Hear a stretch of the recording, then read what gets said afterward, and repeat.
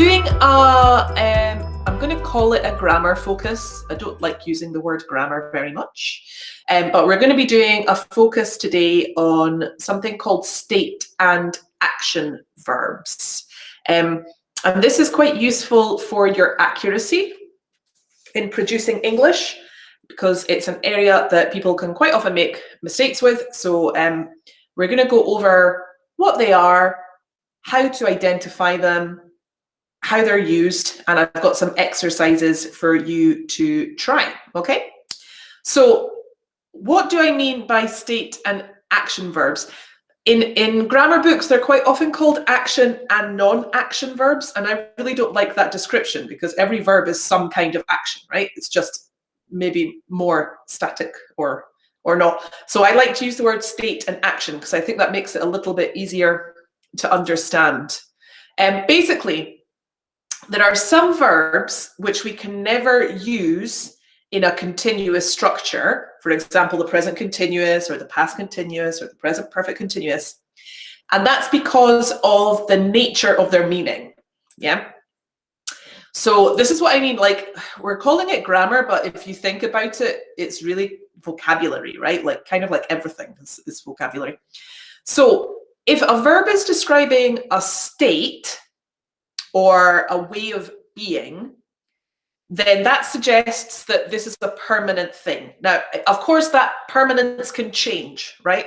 So today, for example, you might love coffee, but in 10 years, you might not love coffee, yeah? So that state can change and that state is variable, but because it's describing something which is forms part of you or how you think about the world, then we will not use that action in a progressive aspect because it's not changing right now.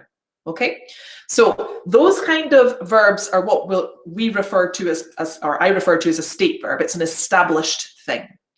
So, for example, if I say I need a coffee, that means that at the moment that is your present state. Okay, after you drink the coffee, you won't need a coffee anymore. Well, you might need another coffee, but it's even though that need will change, in the moment that you're speaking, it's describing a state, okay? And that's how we're going to think about it, right? So that action is not in progress. That action is a fact that you need a coffee. And that's why in this case, we're going to use a simple tense structure as opposed to a continuous one, right? Because it's not a changing or a temporary action.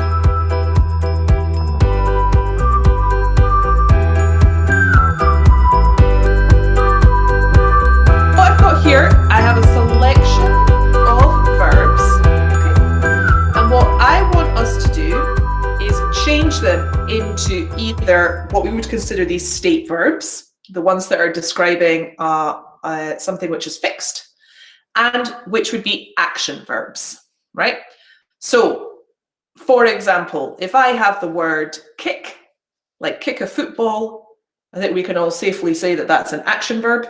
We can use that in a continuous structure. I am kicking a football. Yeah. But if we have a word like over here, okay, if I say I like swimming and I say I'm liking swimming, yeah, that second example probably sounds wrong to you, and that's because like is describing your state and it's not something that should be used in a continuous aspect, okay? Do you guys remember that advert from McDonald's?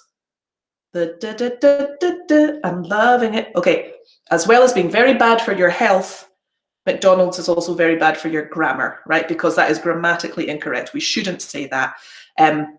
But now, of course, we shouldn't say that. We do say that now. And if you listen to people speaking informally, people will say, oh, I'm loving your outfit, right? Okay, well, I'm liking this new look of it.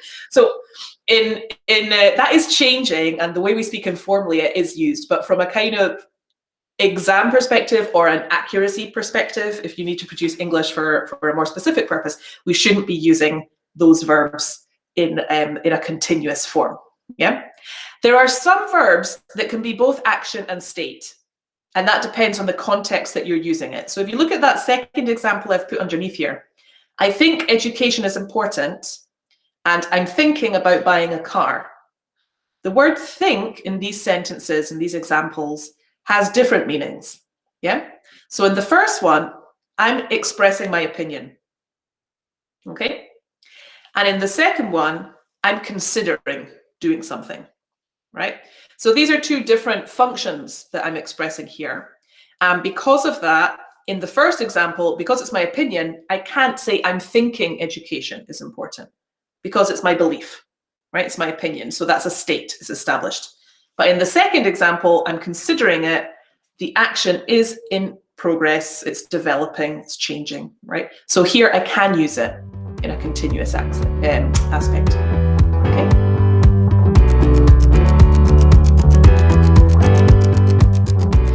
One more thing before you do the challenge, before you do this activity.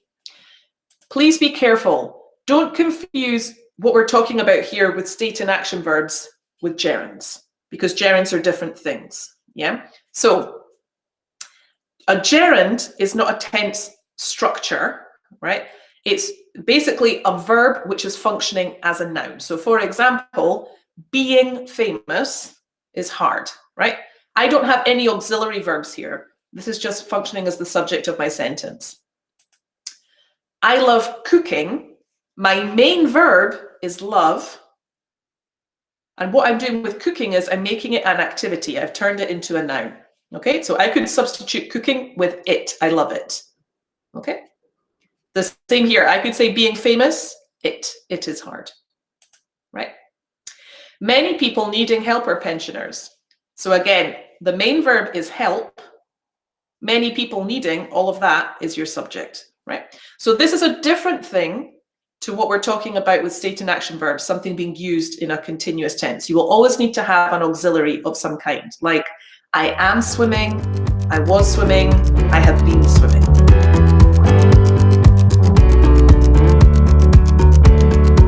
What I'm going to get you to do now, guys, I want us to organize this list into that diagram, yeah, that I have given you on this document. Okay, so you've got this list. Think about where you're going to organize them into action, into both, or into state. And if you're not sure, do the little test, put it in a sentence. So I like swimming. I'm liking swimming. Which sounds better? I take the bus. I'm taking the bus. Yeah. If it sounds okay in your continuous form, then we can use it as an action verb. Okay. If it sounds wrong, if it doesn't work, it's a state verb. And also think about the meaning of it. What's it expressing?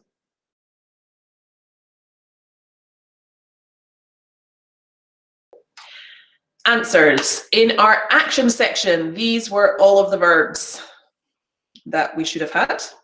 Okay. In our state section, these were all of the verbs we should have had. And in the middle, these were the ones that could be both. So if you look at that list of state verbs, yeah, you'll notice that how much they are related to preference, to opinions, to things like possession as well, yeah, like own and belong, okay? And in these ones, in both, have, that will depend on how we're using it. So if I say, I have a son, okay, that's a permanent thing. I can't get rid of him. Tried, it's impossible. Yeah. I'm only joking, I haven't tried, he's very cute. And if I say, I'm having lunch, that action is in progress. Okay. So there, in the second example, I'm not talking about possession. If I'm having lunch, I'm talking about consumption, right? So you've got your different meanings there. And think, we saw before, this is to do with your opinion, yeah? So I think it's a good idea, that's my opinion. I'm thinking about buying a car, something I'm considering.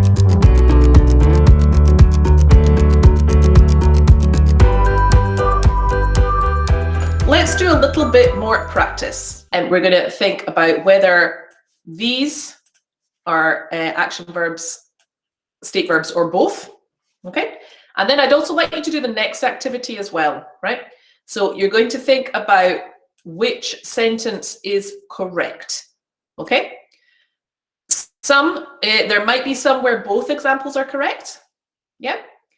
But generally, there's only going to be one, which is the correct option.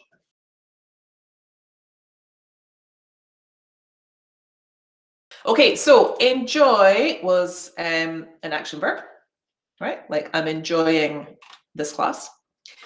Read, action. Weigh is a funny one. So generally, I would describe that as a state verb. Okay, so he weighs 20 kilos. Okay, all right. Or the bag weighs 10 pounds. Right. Okay, whatever it is.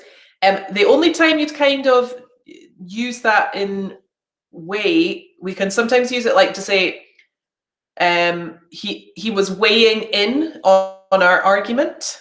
Okay. And so that's like when you're contributing. Or if you were using it like a butcher, imagine a butcher is weighing meat or something, or is weighing a product. You could use it in that way as an action verb. Yeah. Coming to your question, Pilar, of enjoy being both. So when I say it's both, what I mean is, so an action verb can also be used in a non-continuous tense, right? I can say I enjoy reading, or I'm enjoying the play. Okay, both of those, of course, are correct. What I mean by a state verb is that you would not be able to use it in the continuous form, right? So like, okay, so I like the play, not I'm liking the play. Yeah. And when I say it's both, it's because there's a change usually in meaning. So it's a change in how we're using the verb. Yeah. So things like I think it's good and I'm thinking of buying a car. In that case, depending on how we're using the verb, if it's being used to give your opinion, then it's a state verb. If it's being used to describe an action, then it's an action verb. Does that make more sense? Have I explained that okay? Yeah.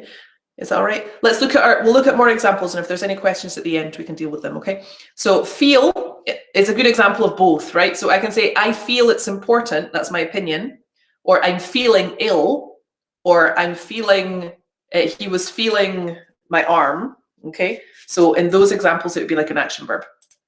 Mind is state, yeah? I don't mind, okay? Do you mind? Prefer, state. Smell is an action verb. Hear, action. Play, action. Burn, action. Matter, state, right? It doesn't matter. Measure could be both. Again, it's a bit like weigh. So if you're talking about the length of something, it measures 10 meters, okay? If you're talking about somebody doing the action, like measuring for the house, then it would be, we would be able to use that as an action verb. Contain is state. Agree is state, right? I don't say I'm agreeing with you. I agree with you.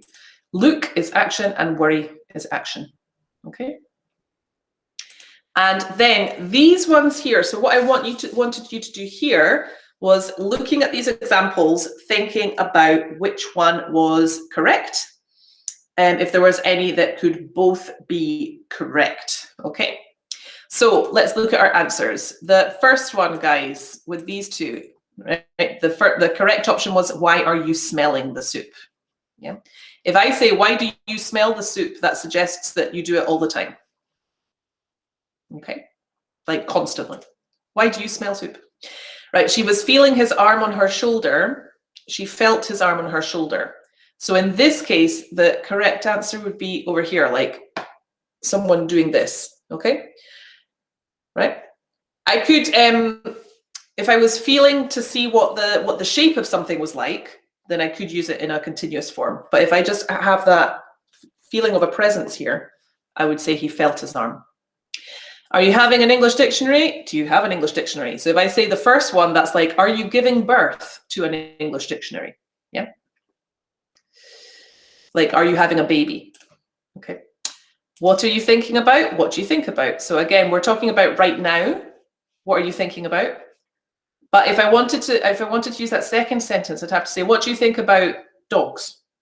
Okay, to ask about your opinion. I'm feeling much better and I feel much better. Both of these would be fine. They're just slightly different. Okay, so I'm feeling much better today. Your action's in progress there. I feel much better today in general, right? But both of them are possible.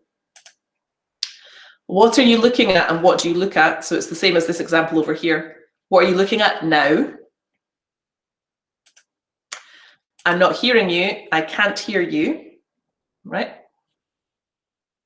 We've got a auxiliary verb here, a modal verb here, so we need to follow with an infinitive. What are you thinking of me? What do you think of me? Because it's someone's opinion.